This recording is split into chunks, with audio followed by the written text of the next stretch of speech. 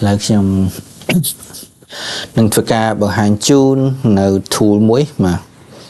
tool này cứ mình bay lại cái nào biết sao mà đi sửa pra thế mà chẳng trong bằng hành trốt trốt nào pi lại cái nào phải giỏi bao nhiêu tí mũi nhé cứ dương ai convert rồi có dương ai phơiรูปភាព rồi có phơi bọt chấm riêng lyric tranh piรูปភាពbàn cứ thọ là cho mơ là ok lại đi cho nữa và đây là thằng cào nó cứ còn đã uploadรูป chỗ cứ generate song thì đó chơi từ lời song đấy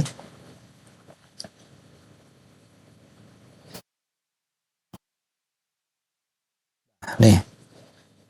bàn song trong miền verse 1 verse 2 này đã về tam cho mơ trong nâng bật thay một người một tiết hỏi edit verse nâng bàn edit melody lyric nâng bàn á morning gentle hầm trong nón trường mau tăng trong nón trường hay slide bát từ bạn đấy ok nâng mũi tiệtรูป ភាព នេះ គឺ យើង អាច យក prompt ពី រូប ភាព នេះ បាន បាទ នេះ ចុច លើ ចំណុច ទី 2 កណ្ដាល ហ្នឹង មក prompt ហ្នឹង គឺ ជា ការ បញ្ជា ឲ្យ រូប ភាព ឲ្យ AI ធ្វើ ការ ឲ្យ យើង ទៅ លើ រូប ភាព ហ្នឹង ដែល យក រូប ភាព ជា goal ណា ចឹង ពេល ដែល យើង ចុច ទៅ លើ to prompt ហើយ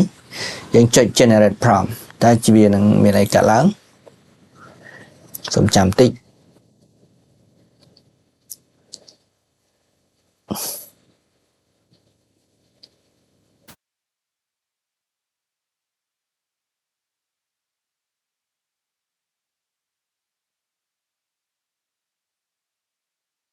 បាទ រូប នឹង ខ្លាយ ទៅ ជា ធំ អត់ បែក ទេ ណា អាច save បាន ទេ ណា save ធំ រូប នឹង ជាមួយ ខ្ញុំ save បាទ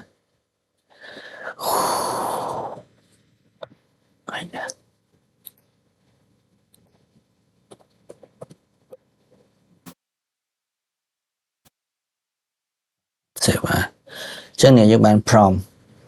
គេរៀបរាប់ ពី រូប ភាព នឹង ពី ពណ៌ នេះ ពី រូប ភាព នឹង លម្អិត ណា ដល់ ខាង ក្រោម បាន គេ ប្រើ នេះ descriptive and artist AI prompt យើង copy ប៉ុណ្ណឹង មក យក ទៅ ឲ្យ AI ធ្វើ អូ នេះ ប្រាប់ យើង តាំង ពី ប្រើ អី ទៀត នេះ Canon EOS R5 85mm lens candid moment inviting gas អី ចឹង បាទ ណា ចឹង លើ ខ្ញុំ យក copy នេះ ទៅ ធ្វើ រូប ភាព ណា ឥឡូវ ខ្ញុំ បើក wish បាទ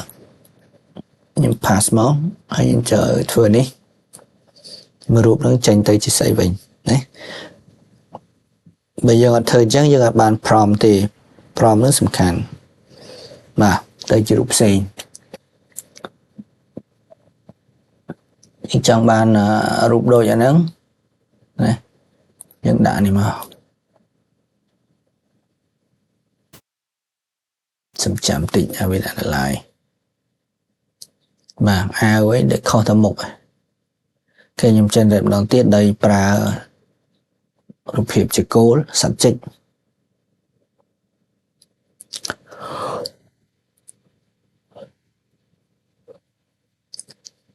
បាទ អញ្ចឹង tool នេះ ល្អ មែនតើ ឃើញ ទេ ដូច បង អត់ មាន ខុស ទេ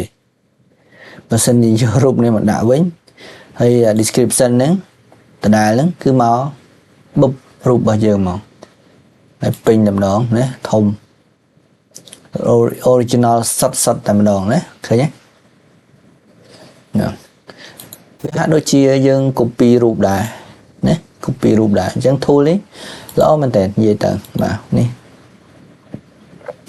ចុង ក្រោយ ខ្ញុំ យក text បាទ បើ សិន ជា រូប ភាព មាន text វា នឹង extract ឲ្យ យើង ឲ្យ ទៅ ជា text នៅ លើ រូប ភាព ហ្នឹង អូខេ អញ្ចឹង នេះ អត់ មាន រូប ភាព ទេ ខ្ញុំ ទៅ យក រូប ភាព ដែល មាន អក្សរ អូខេ រូប ភាព នេះ មួយ ចុះ ភាព នេះ ចុះ មក Mr. Bean ចា មាន អក្សរ ហើយ បាទ យើង ចុច còn upload រូបចូលមកចុចទៅលើ extract text